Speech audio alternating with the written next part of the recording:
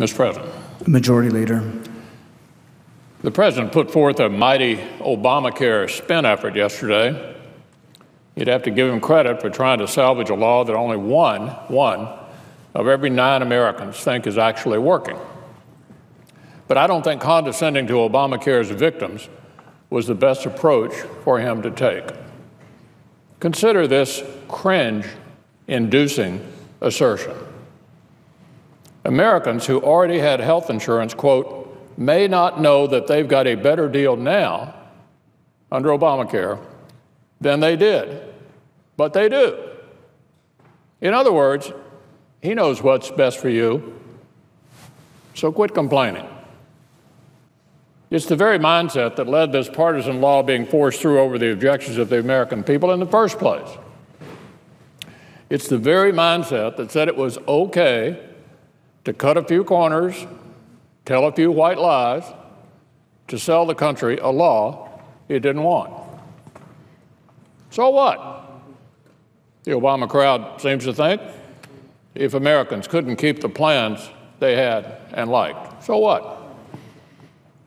So what, Obamacare's defenders must reason, if Americans see costs rise after being told they'd fall. To our friends on the left, it's just the cost of doing business. And these days, they've all but given up the ghost of empathy. They just talk past the middle class instead. Consider some of the things we've heard from top Democrats. Obamacare has been wonderful for America. None of the predictions about how Obamacare wouldn't work have come to pass. The implementation of this is fabulous. We've heard all of that from Democratic leaders. These are the kind of things that raise your blood pressure all across America.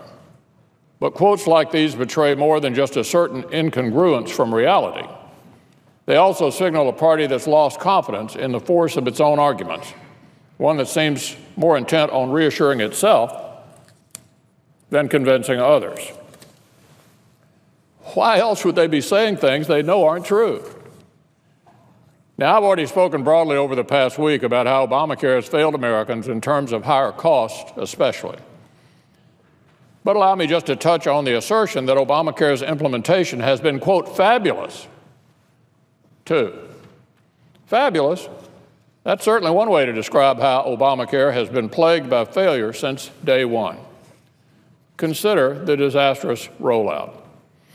Many Americans won't forget the crashing websites, the hours on hold, the instructions to fax in their applications, while at the same time seeing reports of Obamacare contractors sitting idle, waiting for work to come through the door. The White House tried to spin it all away as nothing more than a glitch, just a glitch on the website. But the American people knew it pointed to a broader systemic challenge in an unworkable law. Consider the many pro-Obamacare states that launched exchanges with great enthusiasm. These true blue administrations did everything they could to make Obamacare work, but they often ended up exposing Obamacare's tragic realities instead. Take deep blue Vermont. Many on the left look to Vermont's extra ambitious Obamacare experiment as the crown jewel in their ideological crown. But it turned out to be little more than an unending money pit, as one Vermonter put it. In Oregon, officials spent over $300 million taxpayer dollars to launch an Obamacare exchange and marketing campaign. That's a big investment. But Obamacare has been an even bigger flop.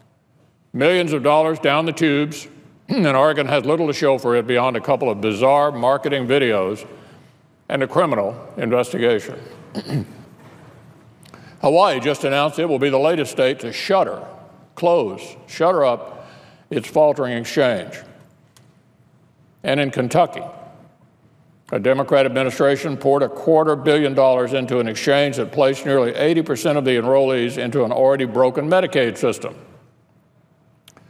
Too many of the remaining 20% or so now find themselves stuck with unaffordable Obamacare coverage like a constituent from Ashland who wrote to let me know that his monthly premium increased by more than 30%.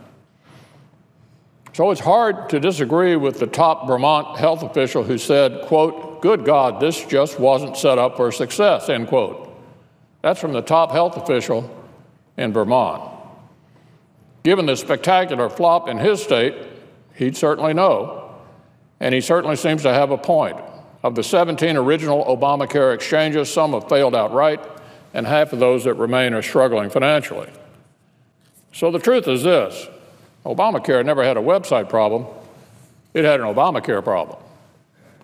No amount of wishful thinking or fast talk is going to change that reality.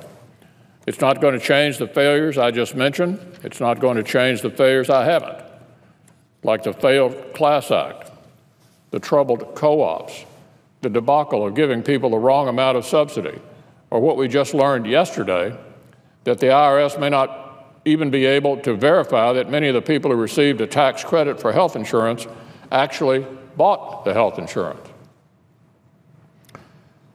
I'm asking Obamacare's defenders in the White House and in Congress to redirect their efforts away from the spin and toward the reality instead. We all know that Obamacare is a law filled with broken promises, higher costs, and failure. So let's work together to start over with real health care reform instead. That's the kind of health care outcome that actually would be fabulous for our constituents. It's something that really would be, quote, wonderful for America. And it's what we can work together to achieve once Washington politicians move past the failure of Obamacare.